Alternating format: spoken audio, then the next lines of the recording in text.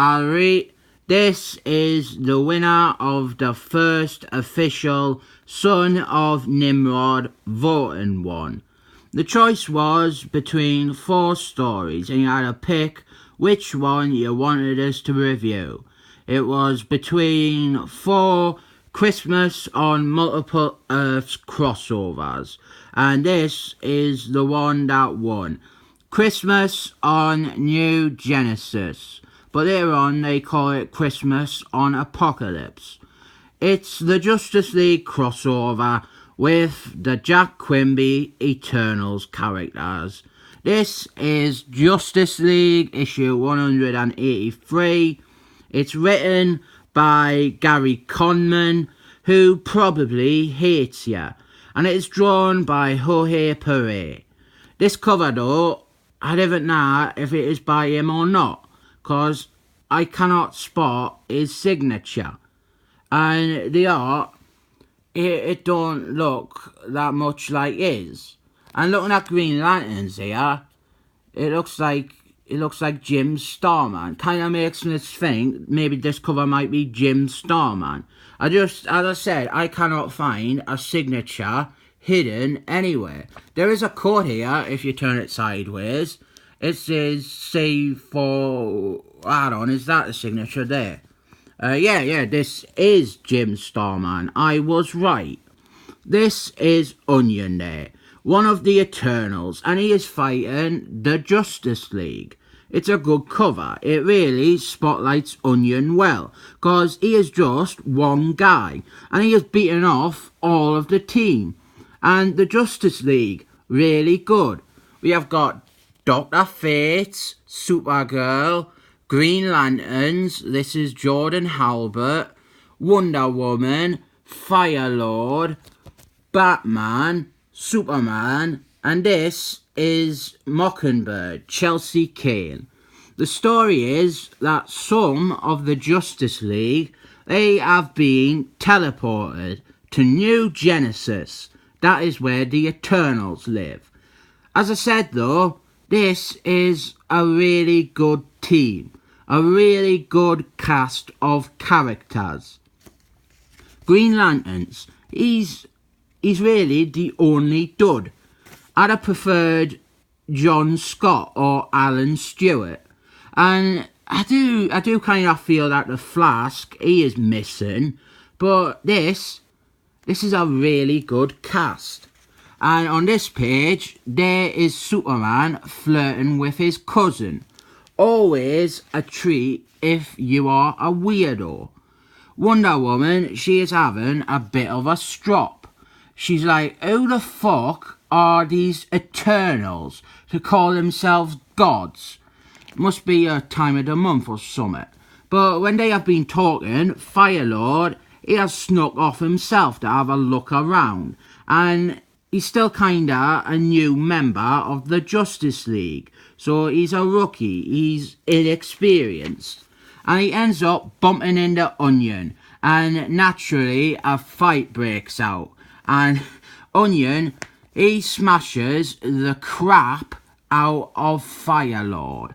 And the rest of the Justice League, they rush in to help out.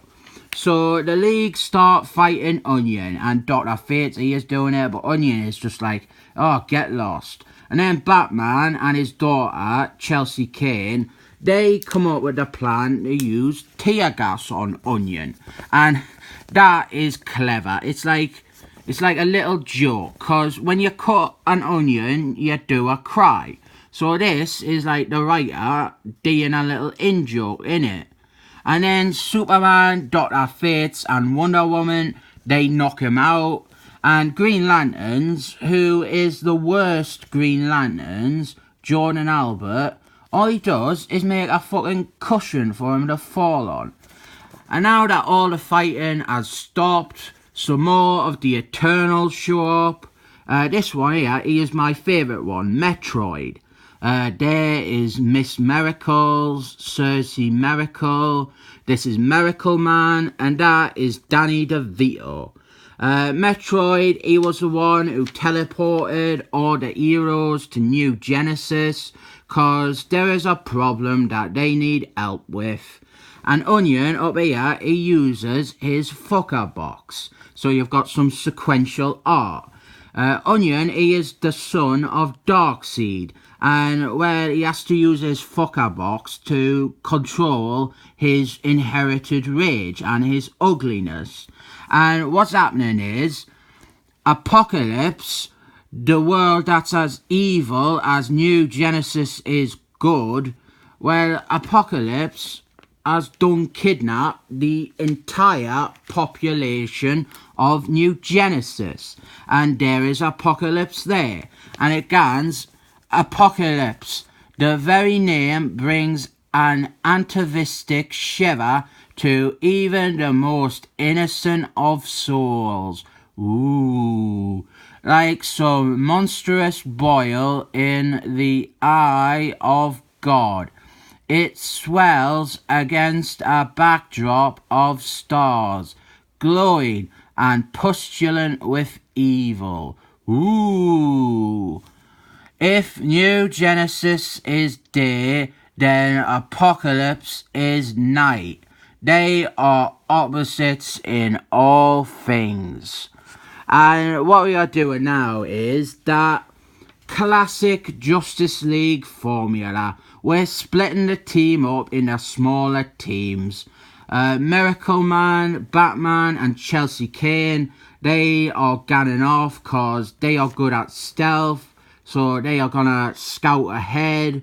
And the rest, there's Supergirl, Firelord and Onion. They are gonna go investigate some construction project. Up here, we have got Wonder Woman, Miss Miracles, and Superman. They are going to go and look at Granny Grunt's orphanage. And here, we have got Dr. Fate, Green Lanterns, and Danny DeVito. They are going to some prison to fight some soldier boys. And this one here, clearly, they are like the lame duck of the groups. I mean, poor Dr. Fate, stuck with them two.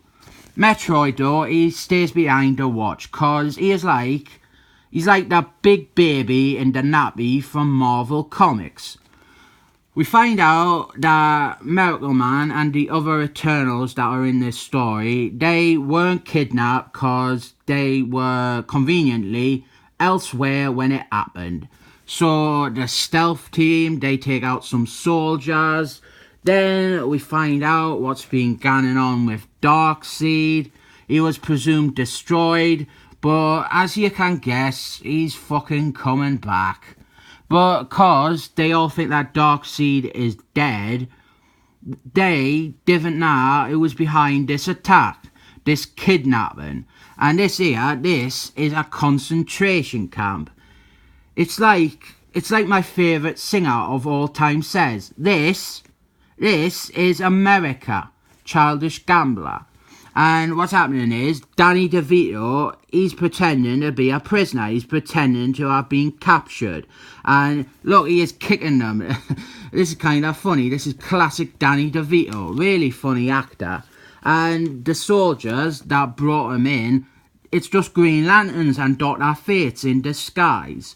And Dr. Fates there being the most useful one. So they beat up all the fascists and they free the immigrants. And then they find a prisoner who is so shocking that they cut away rather than tell you who it is. This is Granny Grunt's orphanage, and she reminds me of me mum. And we're gonna see there is a ball girl in green, and that got me momentarily excited that the beautiful bald lady from Marvel would be in this story. But it's not. And she is underage, and I am not Dave Sim, so no thanks. And Superman, Wonder Woman and Miss Miracles, they free some of the kiddies that are prisoners. There though, we have got one of the guards, and she is bald. But Superman, he goes, I make a point never to strike a lady, but you are no lady. So even though she has got tits, she must have a dick. Because Superman has X-ray vision, so he would see, and I'm just not into that. I'm not transphobic or out. I'm not attracted to women with penises because I'm also not attracted to penises.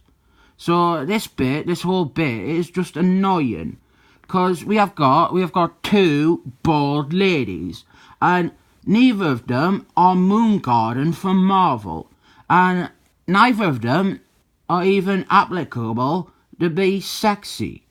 And then we have got, look there, it is Darkseid. This is a big cliffhanger ending. They are bringing Darkseid back to life. And Supergirl, Onion and Firelord, they are seeing it. And look, he looks scary, doesn't he? To be continued. Good comic this. It'd be very easy for a first part of a story to succumb to just being set up. But this doesn't. Even the start, they managed to work in a bit of fun, a bit of fighting with Onion. And we get straight into the plot. Seeing the heroes doing stuff, we don't stand around listening to exposition. And Darkseid, he is built up really well. That is a fantastic ending teaser. I will review the next part soon. I've got to review a few Terrificals and the Suicide Squads that I got this week. But I will try and finish this story within a week or two. I rate this an easy 7 thumbs up.